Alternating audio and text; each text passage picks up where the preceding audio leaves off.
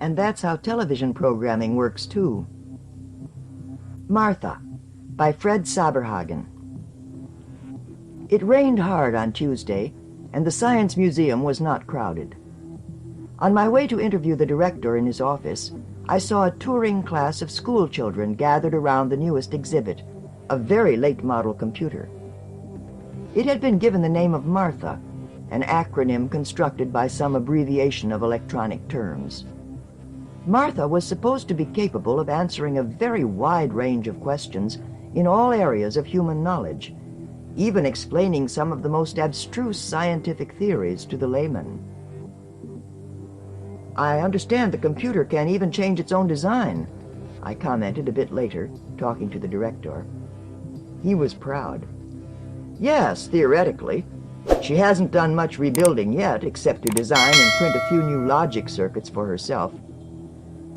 "You call the computer she, then? Why?" "I do, yes. Perhaps because she's still mysterious, even to the men who know her best." He chuckled, man to man. "What does it, or she, say to people? Or let me put it this way, what kind of questions does she get?" "Oh, there are some interesting conversations." He paused. "Martha allows each person about a minute at one of the phones, then asks him or her to move along. She has scanners and comparator circuits that can classify people by shape. She can conduct several conversations simultaneously, and she even uses simpler words when talking to children. We're quite proud of her." I was making notes. Maybe my editor would like one article on Martha and another on the museum in general. "What would you say was the most common question asked of the machine?" The director thought. "Well, people sometimes ask, 'Are you a girl in there?' At first, Martha always answered no, but lately she's begun to say, 'You've got me there.' That's not just a programmed response either, which is what makes it remarkable. She's a smart little lady." He chuckled again. "Also, people sometimes want their fortunes told, which naturally is beyond even Martha's powers. Let me think. Oh, yes, many people want her to multiply large numbers, or play tic-tac-toe on the electric board. She does those things perfectly, of course. She's brought a lot of people to the museum." On my way out, I saw that the children had gone. For the moment, I was alone with Martha in her room. The communicating phones hung unused on the elegant guardrail. I went over and picked up one of the phones, feeling just a little foolish.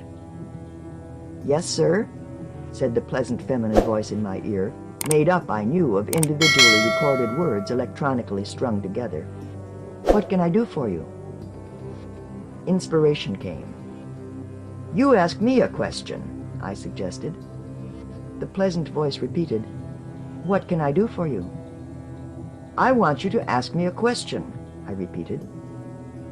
"You are the first human being to ask me for a question. Now, this is the question I ask of you. What do you, as one human being, want from me?" I was momentarily stumped. "I don't know," I said finally. "The same as everyone else, I guess." I was wondering how to improve upon my answer when a sign lit up, reading, "Closed temporarily for repairs. Pardon me while I powder my nose." The whimsy was not Martha's, but only printed by human design on the glass over the light.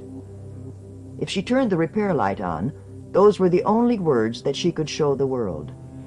Meanwhile, the phone I was holding went dead. As I moved away, I thought I heard machinery starting up under the floor. Next day, the director called to tell me that Martha was rebuilding herself. The day after that, I went back to look. People were crowding up to the guardrail around new panels which held rows of buttons. Each button, when pushed, produced noises or colored lights or impressive discharges of static electricity among the complex new devices which had been added atop the machine. Through the telephone receivers, a sexy voice answered every question with clearly spoken scraps of nonsense, studded with long technical words.